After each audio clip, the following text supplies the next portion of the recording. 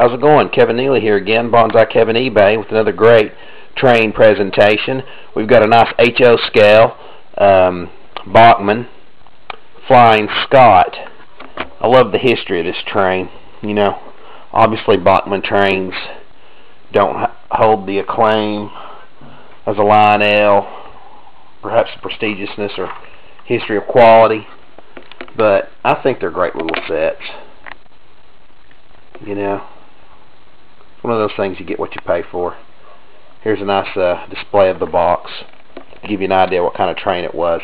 Basically, this train ran in the middle of last century, back and forth from England to Scotland, and this particular line might have competed with other lines on time records for the trip, round trip and whatnot. I'll read what it says here real quick for you. This legendary English train was a choice of travelers who wanted the finest in the journeys between England and Scotland. They expected and received excellent service, frequent schedules, and rapid travel.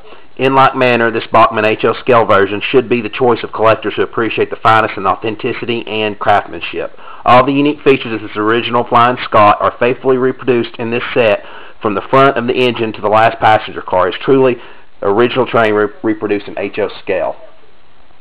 No other form of transportation has fired the imagination of so many as has this train. The names of the train are still remembered with respect. The Flying Scot is such a train. Its ancestry can be traced to the latter part of the 19th century, when two competing English railroads actually staged races between London and destinations in Scotland. These two companies, London, Midland, and Scottish, and its rivals, London and Northeastern Railways, provided similar passenger service, one on to the west coast of England and the other on the east. In 1927, the London Midland Scottish Railways introduced a series of locomotives for service between London, England, and Glasgow and Edinburgh, Scotland. This Royal Scot class of locomotives was the key to the unusually fast service between London and destinations in Scotland. Through various improvements in boiler design in 1932, the running times were consistently being shortened. This performance of the Flying Scot on its trip between England and Scotland earned its reputation for speed, reliability, performance that typified English railroading. As such, it was selected to represent England at the Chicago World's Fair in 1933, eventually traveling over 12,000 miles in the United States and Canada, visiting many important cities where it was admired by thousands of people. Back in England, the Flying Scot was a choice of royalty in many of their travels. When war broke out in 1939, the Flying Scot, as did the rest of England, answered the colors and put on the uniform in the form of camouflage to avoid aerial attacks from marauding Luftwaffe pilots. To this day, many former Americans and Allied servicemen recall riding the Flying Scot under wartime conditions.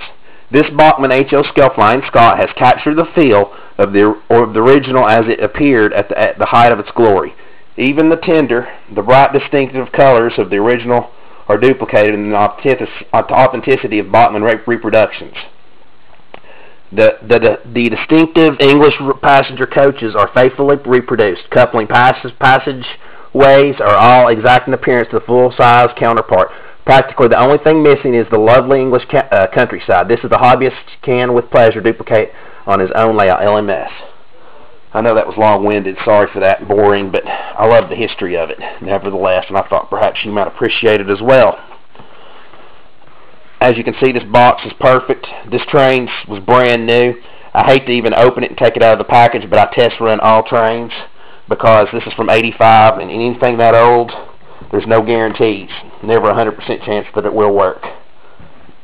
On with the actual train itself. As you can see, nice oval layout.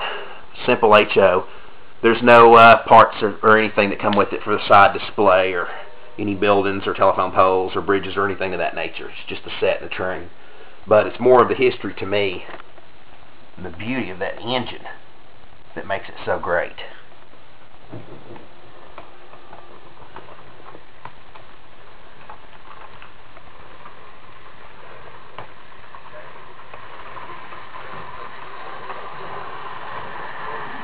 The passenger cars, as it said in the box, great detail.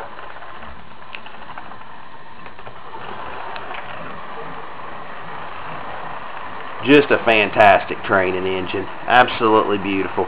Again, when I'm finished with this video, It will be placed back in its original box, plastic tape back along the sides and resealed, tucked away for later days. I have its brother called the Royal Scot, which is identical to this train, but it is blue. It's not set up right now. It would run on this track. Its track could be combined with this track to make a much larger track layout. You know, once you get these sets, they're all usually universal, from O size to O gauge for O gauge stuff, you know, N scale stuff for its parts, you know, so on for HO stuff such as this train and its parts.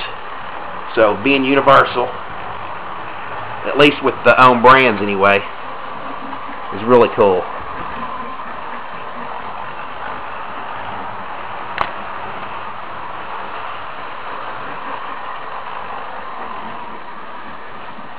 Again, this track really will hum around the track.